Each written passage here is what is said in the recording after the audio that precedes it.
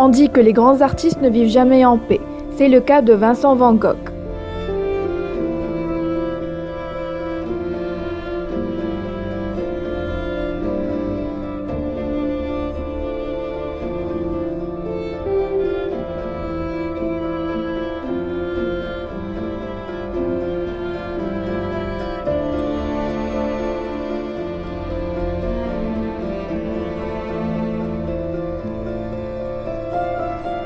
Aucun artiste de sa génération n'incarne mieux le mythe du peintre maudit que Van Gogh. Fils d'un pasteur hollandais, il se lance dans la peinture pour échapper à un mal de vivre dévorant. En 10 ans et quelques 880 tableaux, l'artiste révolutionne la peinture à l'insu de tous. Mais en se façonnant un destin exceptionnel au prix d'une frénésie de travail et d'une solitude accablante. Il perd la raison et se tue à 37 ans dans la misère et l'anonymat.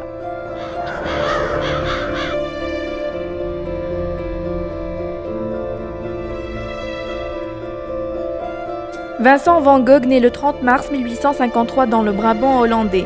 L'aîné de 6 enfants se signale vite par son tempérament sauvage, taciturne et colérique.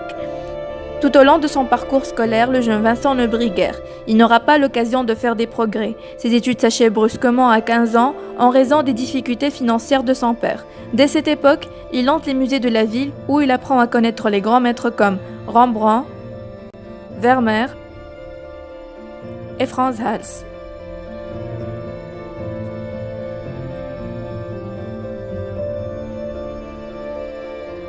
Dans ce documentaire, notre intérêt portera sur la vie de Vincent van Gogh, notamment sa relation avec son entourage, plus précisément son frère Théo, son cousin Antomov et son ami Paul Gauguin. On va voir aussi le parcours de l'artiste et la fin des jours de Vincent van Gogh.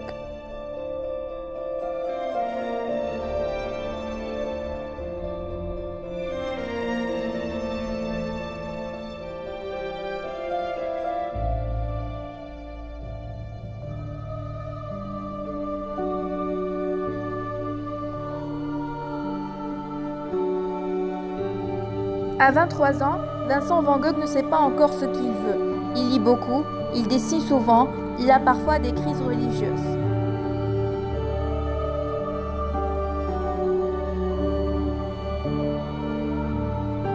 D'ailleurs, à propos de la lecture, dans ses lettres à Théo, il a dit « J'ai une passion plus ou moins irrésistible pour les livres ». Et c'est grâce à 3 personnes que Vincent van Gogh a décidé de consacrer sa vie à la peinture. Son frère Théo, son cousin Antomov et son ami le plus proche, Paul Signac. Vincent van Gogh et son frère Théo étaient très proches. Tout au long de 17 ans, ils ont échangé presque 660 lettres. Les lettres déploient la multiplicité du rapport de Vincent à son frère.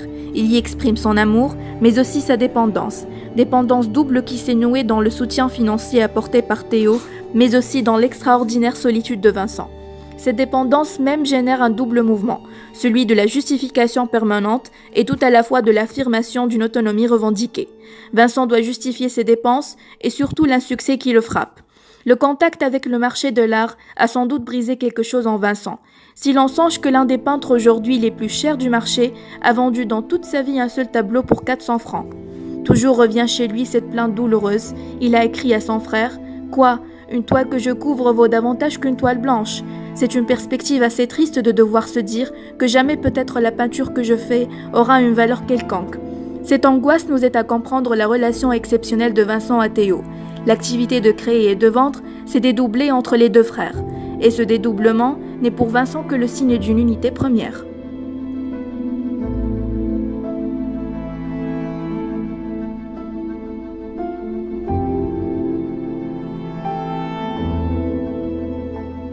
En 1881, Van Gogh rencontre son cousin Antomov, qui est lui aussi un peintre. Ce dernier, qui découvre les études de Van Gogh avec admiration, lui conseille de se mettre à la peinture. Alors, Antomov est devenu le premier professeur de peinture de Van Gogh. En décembre 1881, Van Gogh s'installe à La Haye, où il demande à Mauve de l'initier à la peinture. Le peintre le place devant une nature morte, où trône une paire de vieux sabots au milieu de quelques autres objets. Van Gogh se met à peindre son sujet sous le regard attentif de son cousin. Mauve est impressionné par l'œuvre de son élève. « J'ai toujours cru que tu étais un triple couillant, mais je me rends bien compte à présent qu'il n'en est rien, » lui dit-il. Encouragé par le jugement favorable de son cousin, Van Gogh décide de consacrer sa vie à la peinture. En 1888, Vincent Van Gogh attendait avec impatience la venue de son ami Gauguin à Arles. Il écrivait régulièrement à Théo, son frère, le rassurant sur les perspectives financières bien engagées. À vivre ensemble, Vincent découvre chez Paul Ormy un grand peintre, un ami et un bon cuisinier. Ils se partagent les tâches, ils travaillent tous deux d'arrache-pied à leurs tableaux, se concertent, s'encouragent. Paul aurait plutôt tendance à critiquer le travail de Vincent. Vincent, lui, admire les œuvres de Paul.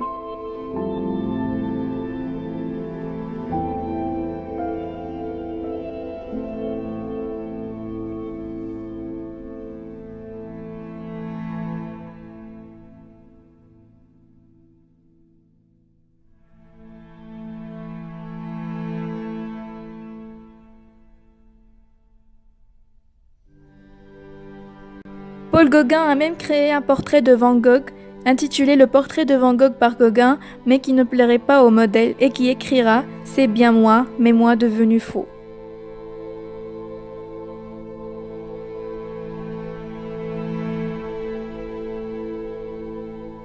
De même que Van Gogh a réalisé un autoportrait intitulé « Autoportrait dédicacé à Gauguin », ce tableau était destiné à Gauguin dans le cadre d'un échange de portraits.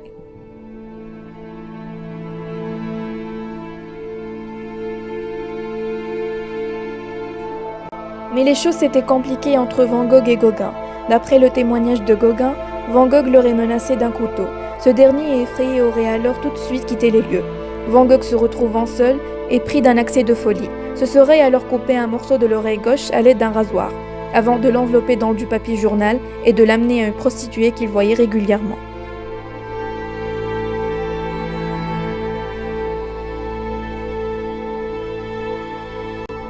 Une autre thèse est cependant soutenue par deux universitaires allemands, Hans Kaufmann et Rita Weldikens. Lors de la dispute, ce ne serait pas Van Gogh qui se serait coupé l'oreille, mais Gauguin qui était maître d'armes, qui le lui aurait tranché involontairement avec son sabre. Lui qui souhaitait juste lui faire peur aurait eu ce geste malheureux. Gauguin se serait ensuite enfui et aurait jeté l'arme dans le Rhône. En effet, la lame n'a plus jamais été en sa possession par la suite. Peu de documents permettent de détailler réellement une thèse ou l'autre, le mystère reste donc entier.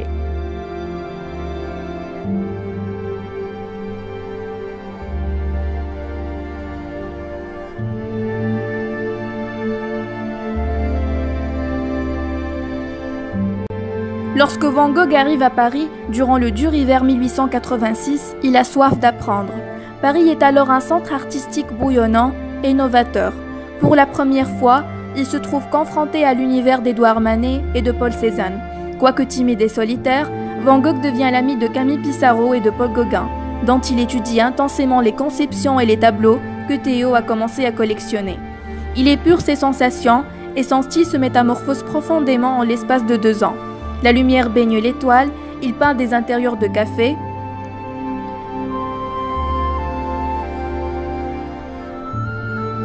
des portraits d'amis. Au total, plus de 200 toiles où apparaissaient ses diverses influences et un art puissant de la synthèse personnelle. Un temps, Van Gogh a nourri l'espoir d'appartenir à la famille des impressionnistes, mais il a marqué la rupture du groupe.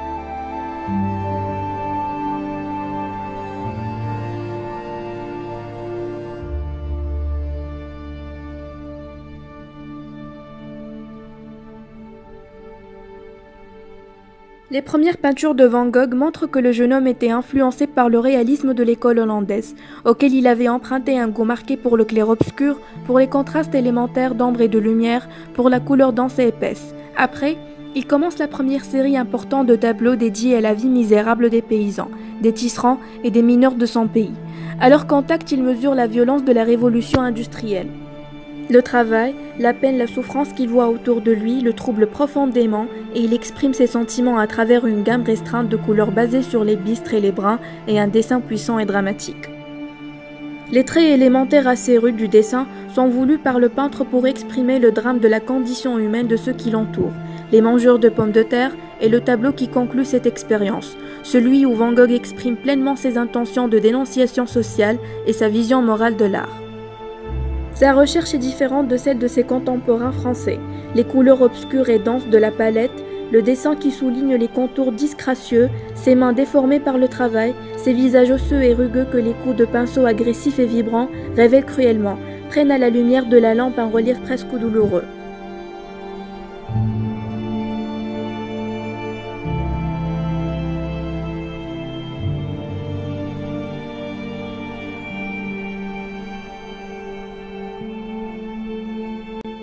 Van Gogh a besoin d'étudier les figures. Son intérêt pour les gens est aigu, attentif et affectueux.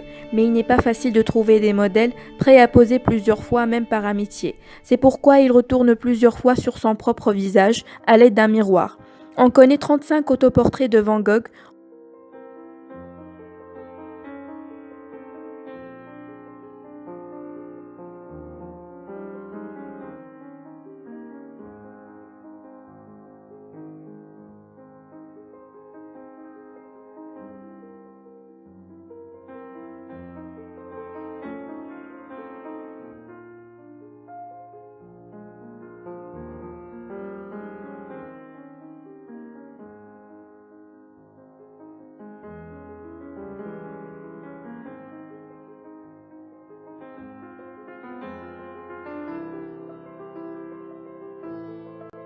En voici 3 peints dans un arc de temps qui va du début de son séjour parisien, 1886, à l'avant-dernière année de sa vie, 1889. Peu de temps les sépare et pourtant immense est le parcours, pictural et stylistique. Accompli entre le premier autoportrait représentant un monsieur à l'air bourgeois, peint entre des teintes douces et chaudes, et le dernier, halluciné et vibrant, l'autoportrait de la page de droite se situe à mi-chemin de ce parcours. Du point de vue technique, il montre comment Van Gogh interprète les théories divisionnistes et l'utilisation déjà expressionniste de la couleur. Au-delà du goût pour l'exotisme, rares furent ceux qui, comme Van Gogh, parvinrent à forger une créativité s'inspirant aux profondeurs du modèle nippon. Van Gogh a du Japon une idée bien précise, pour ainsi dire fonctionnelle, qui projette constamment dans ses réalisations artistiques. Dans l'influence de l'art japonais sur l'Europe, y voit un tournant décisif qui doit faire disparaître les vieilles conceptions académiques.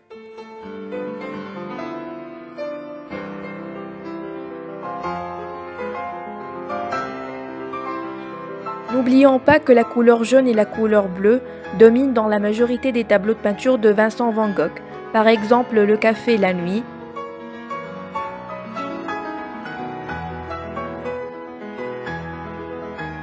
La nuit étoilée,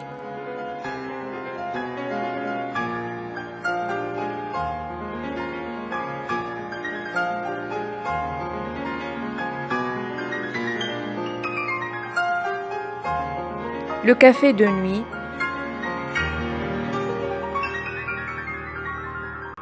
les tournesols,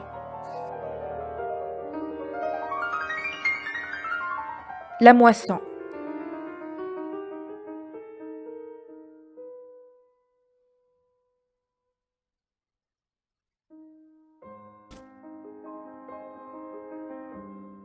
Van Gogh s'est suicidé dans un champ de blé, dont il avait réalisé un tableau intitulé Champ de blé au corbeau.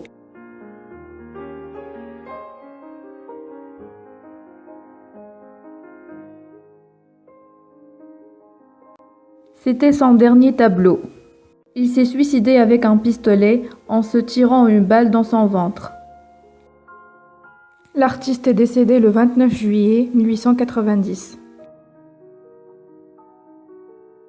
Mais ses œuvres resteront éternelles pour toujours et à jamais.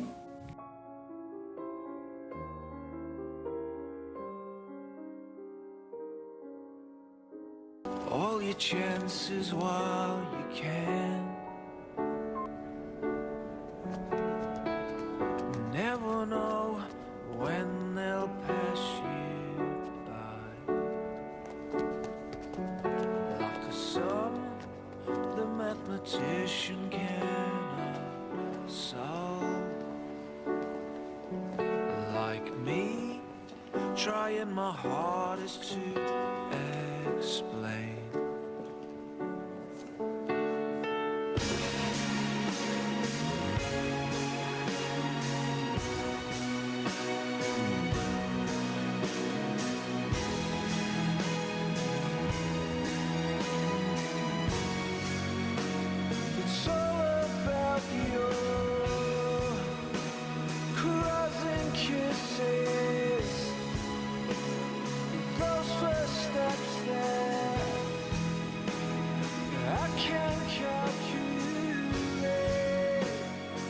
Professeur Black. Nous nous sommes parlé il y a quelques jours. Je vous ai posé des questions sur l'église d'Auvers. Ah oui, je me souviens, et vous m'avez complimenté sur mon nœud papillon. Oui, et celui qui orne votre chemise est splendide. Mais auriez-vous l'amabilité de me dire, en quelques mots, quelle place occupe pour vous Van Gogh dans l'histoire de l'art? Eh bien, c'est une bonne question. Pas simple. Pour moi, Van Gogh est le plus grand peintre de tous les temps. Le plus illustre, sans aucun doute. Le plus talentueux et le plus apprécié par un vaste public. Sa gamme de couleurs est admirable. Sa vie tourmentée, ses peurs, il les a immortalisées avec ce je ne sais quoi d'éternel et de magique.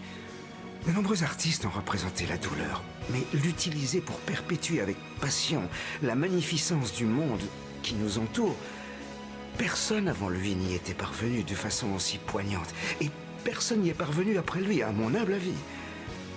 Non, pour moi, cet homme étrange et solitaire qui arpentait les champs de Provence n'est pas seulement le plus grand artiste de tous les temps, mais c'est aussi un personnage fascinant, une belle âme, un grand homme.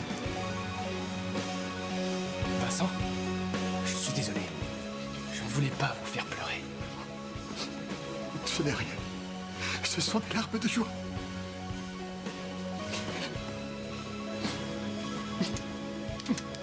Merci, monsieur. Mais je vous en prie.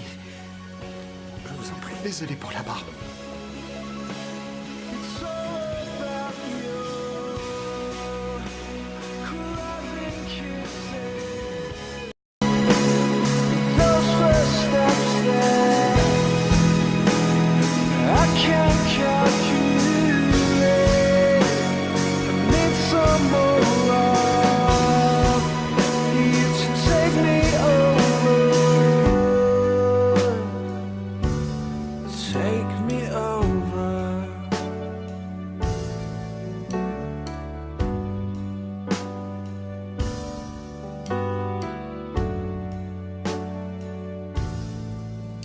If I had the chance to start again,